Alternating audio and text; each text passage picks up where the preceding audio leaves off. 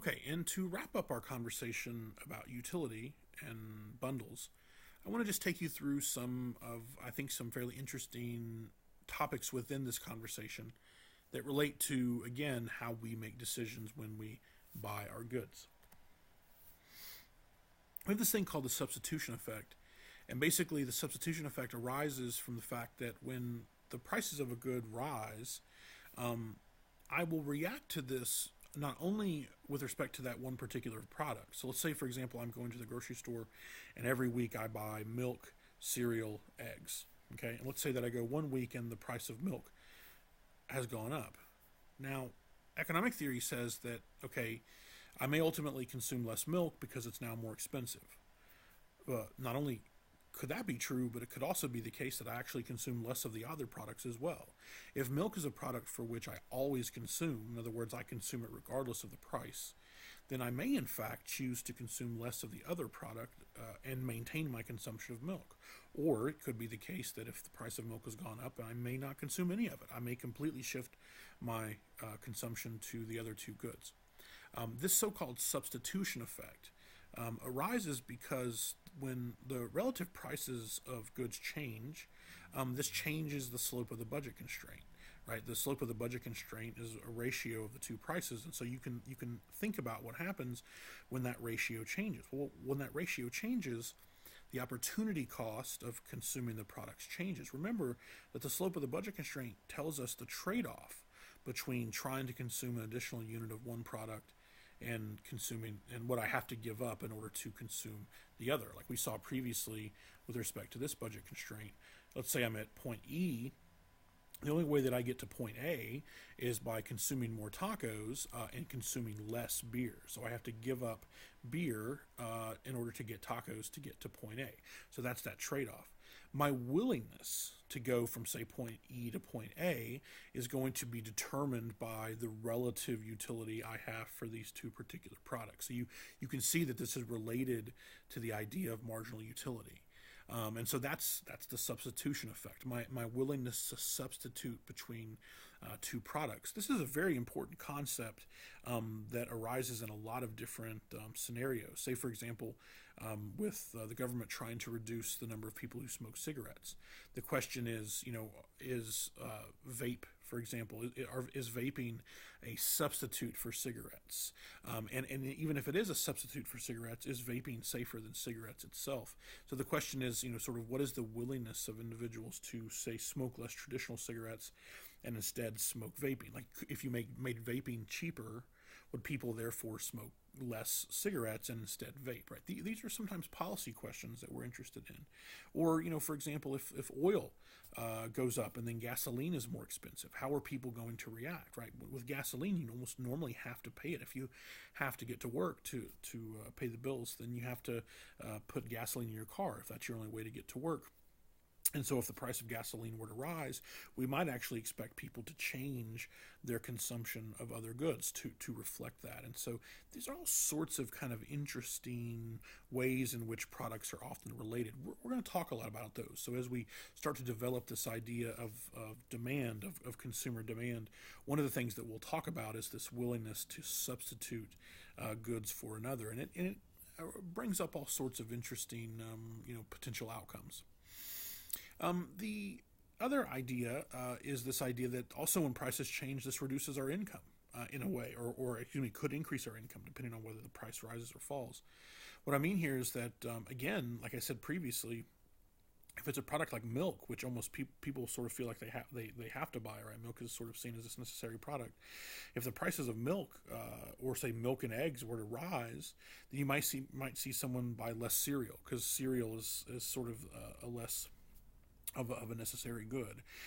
But in a sense, it's not really a substitution. It's really an income effect. So I would have consumed cereal, but I simply don't have the money left over to consume it after I've spent money on milk and eggs.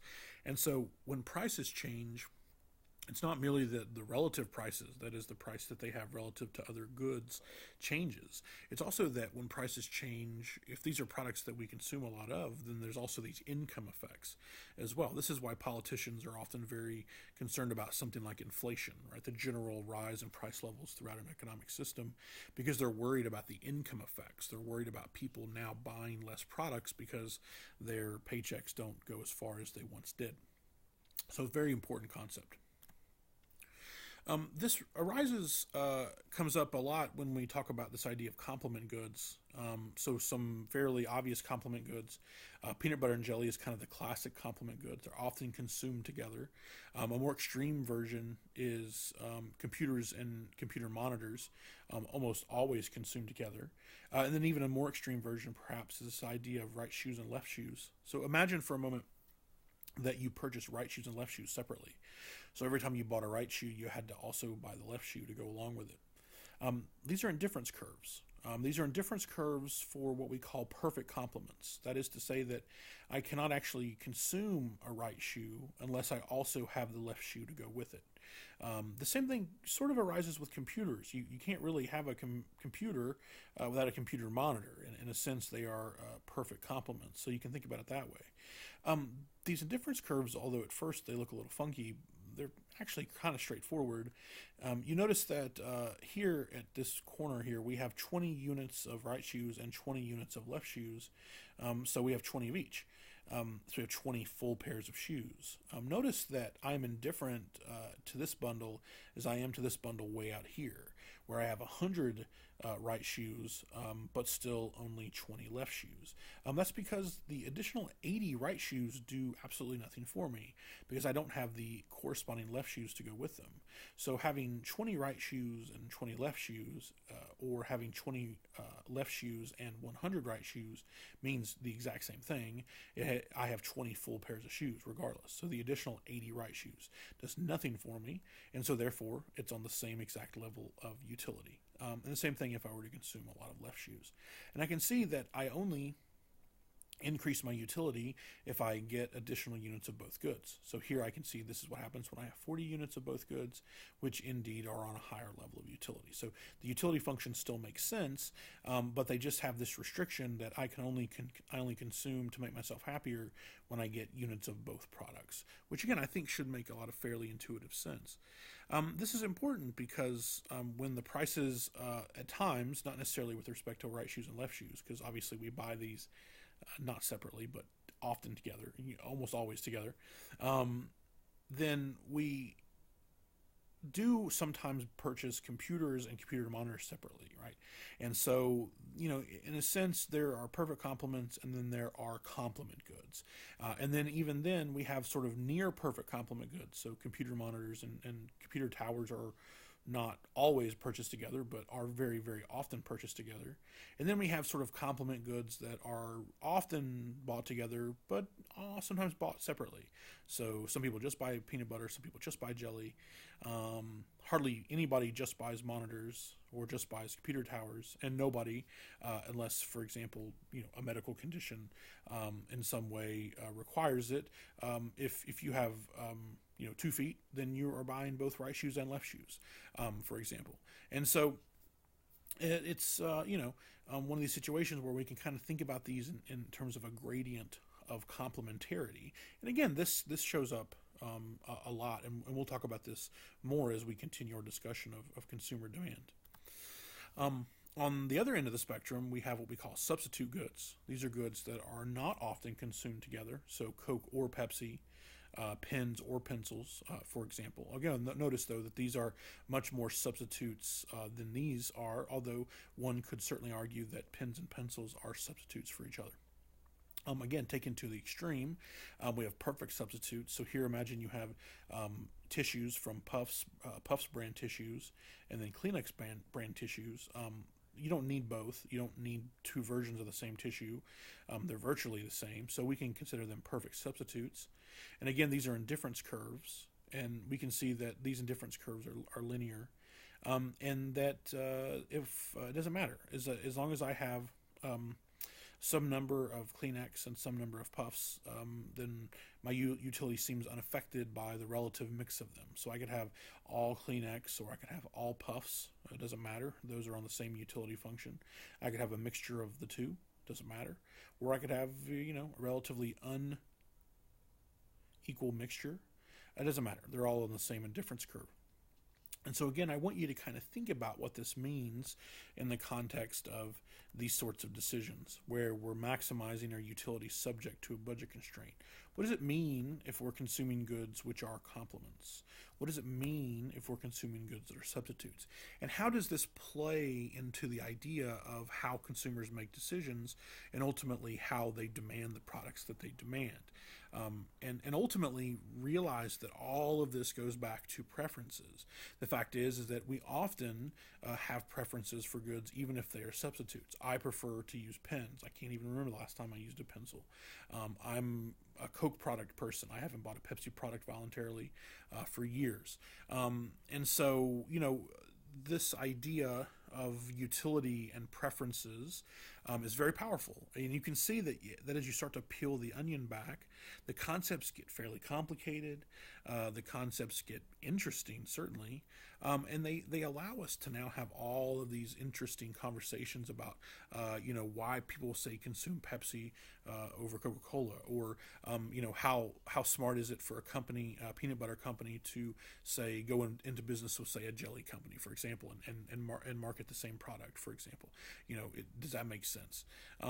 If I'm going to create a commercial and I'm a peanut butter company, do I, show someone making a peanut butter and jelly, knowing that people often buy them together? All sorts of interesting things that we can get into by considering these products. Just a couple more sort of quick definitions of things that tend to be fairly interesting. We have normal goods. These are goods whose consumption rises when income goes up.